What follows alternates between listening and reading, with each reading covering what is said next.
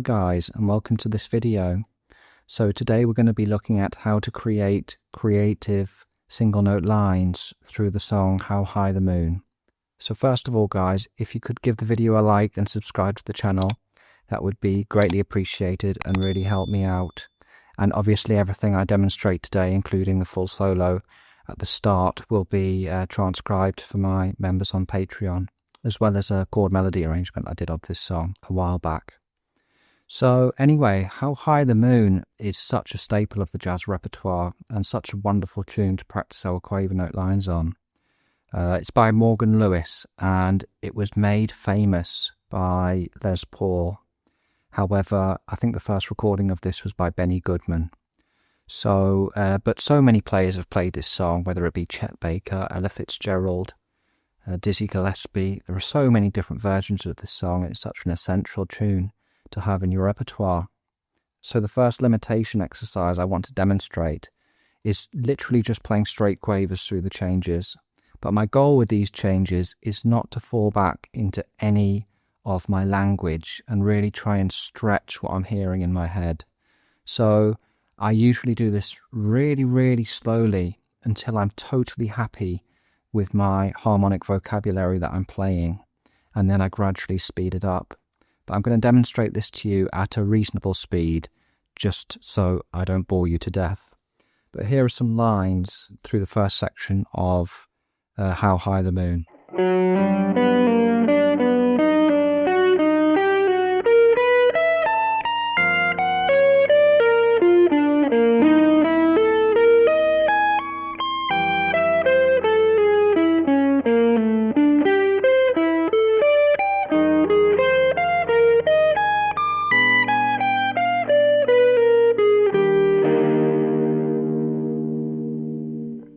Okay, so as you can hear there guys, I was going nice and slowly and I was really just trying to stretch what I was capable of through the changes and not fall into any cliches. So at the end I did, maybe because I was demonstrating there, I kind of let myself go into a pattern that I often use. But the idea is that we avoid these patterns and we try and stretch ourselves. So now let's have a look at the kind of scales and concepts I was using to generate that vocabulary. And obviously maybe you like this vocabulary, maybe you don't like this vocabulary. Regardless, the idea is that you find some sounds that you like and you develop those in this way. And the reason I'm playing constant quavers is to make sure that I'm flowing smoothly through the progression. So the progression starts on the G major chord. So what scales can we use on the G major? Obviously we can use our G major scale. We could use our G Lydian scale, and they're great. We've got all the pentatonic options that we were talking about before as well. So if you haven't seen those videos, check them out. But also we want to look at ways that we can make less conventional sounds. So we can also play a G augmented scale.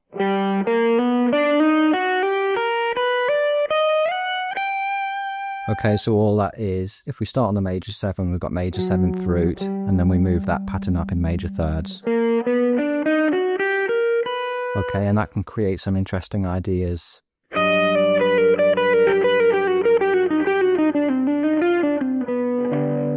Okay, so that was an idea that I started with a augmented scale there, and it's a lovely sound that I love to use over a major chord to add some extra tension.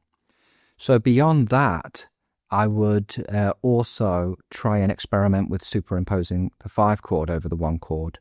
So at the start of How High the Moon, we've got 2 bars of G major 7.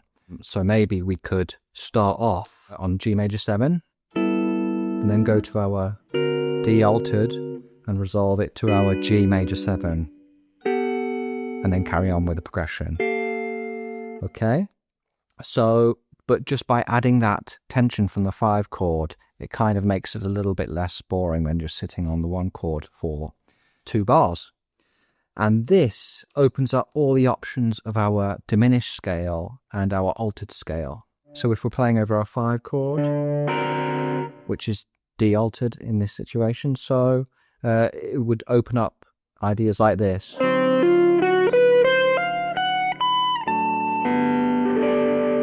You know, of that tension that resolves back to our G major scale. So that was a diminished option. Obviously, we could use the melodic minor too, in the context of the altered scale.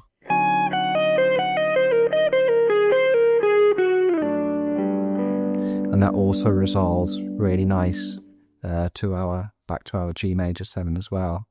So that's another thing that I experiment around with, superimposing the 5 chord over the major, and that gives us all these other options. Then we've got our 2/5 in F. So a lot of the time I'll just, instead of playing a bar of 2 and a bar of 5, I would literally just treat it all as a 5 chord and either play our half whole diminished over the C7 or play the altered scale. And this just kind of extends the tension and kind of gets us out of this kind of blocky sound of, which is fine, but it can sometimes get a little bit predictable, I find. So a lot of the time I just won't play the 2 chord at all and approach it all from the 5 chord. However, there's nothing wrong with outlining the 2 chord, and over the 2 chord we can obviously play our Dorian. So if we want to go a little bit out of the box, we could maybe play a melodic minor over the 2 chord. However, I find by treating it all as 2 bars of the 5 chord, I just find that opens up all the options. So that's the way that I usually would play a 2/5, just approach it all as a 5 chord. So then we've got our F major 7 chord, where we've got exactly the same options as we had on our G major 7 chord, and then a 2/5-1 in E flat major. And then the song does continue, but you can then apply all these concepts through the rest of the changes, and that's what I would recommend you trying this week. So they were the concepts that I was experimenting around with before, when I demonstrated this. And as I say, I was just really trying to get out of cliches and get out of the language that I'm used to playing and trying to push myself. If you're not comfortable enough to play through a whole song, then you may want to just practice this over 1 chord, or maybe even on a 2/5-1 progression, as it may be overwhelming at first to try and play this through a whole set of changes. But this is the way that I develop my quaver note lines through the changes, and I search to try and keep them fresh. So other ways that I would practice playing through the changes would be trying to play in a more traditional jazz style. So if I'm playing in a traditional jazz style, then my scale choice is going to be more limited. I'm probably going to stick more to the major scale and maybe a bit of altered over the 5 chord. Maybe a bit of diminished if I'm really pushing the boat out, but pretty much just the major scale and the altered scale, because they're the more traditional sounds in jazz. I'll also be incorporating enclosures. So jazz enclosures are just like the building blocks of creating jazz language. So these are like turns, chromatic runs, pivot tones or pivot notes, depending on what you call them, enclosures themselves, the neighbor tones.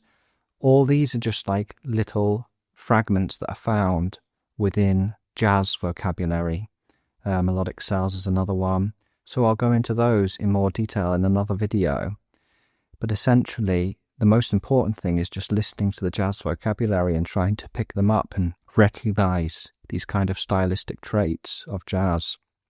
So I'll demonstrate playing through these changes in a more traditional jazz style.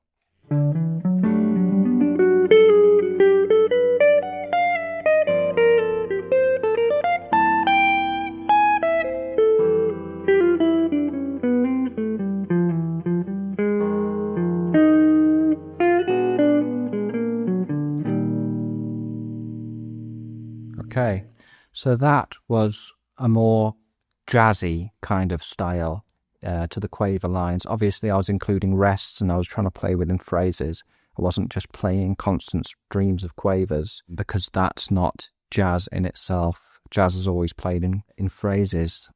So I love to try and combine those two approaches, this more angular modern sound with this more traditional sound, to give it some grounding in the style.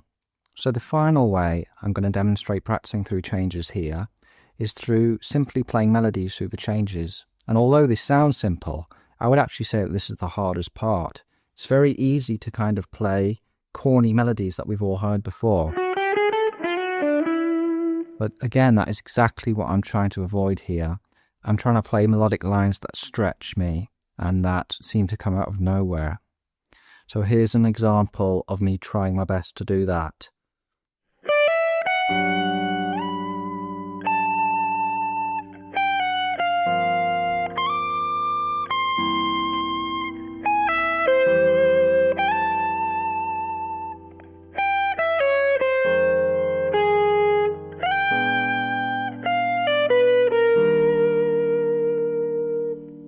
Okay, so that's what came there. But as you can see, all those lines were very singable, and I tried to just throw around the shape of the lines. I just didn't want my melodies to be predictable. And you can do this for hours, and the more you do it, the kind of more melodic content you've built up to be able to draw upon in your improvisation. So that is the way that I work on developing my lines through a standard. I don't tend to do this with a backing track. I have fun with a backing track, but I usually practice this without a backing track, because with a backing track, we're not training our ears to hear the harmony. We're not training our internal time. So although I'll impose some chords over the top of what you're hearing, I find the best way to do it is just literally you and your guitar and just hearing the harmony and the time in your head. So if the kind of vocabulary I was playing interests you, obviously I go through it in great detail in my books. So all the pentatonic stuff I was doing there will be in modern pentatonics, and any outside stuff like the augmented scale, diminished scale, all the melodic minor mode, and a lot more is in my book Outside Secrets, which is now available through my site. So please check out those if you would like to go into more detail in this kind of vocabulary. And as I said at the start of the video, everything that I played here today I'll transcribe for my Patreon members, as well as a chord melody of the song, and I'll put up the full improvisation that I just did on How High the Moon for my Patreon members there, with a transcription of that. So anyway guys, thanks for watching. And please subscribe to the channel, like the video, and I'll be back very shortly for another video.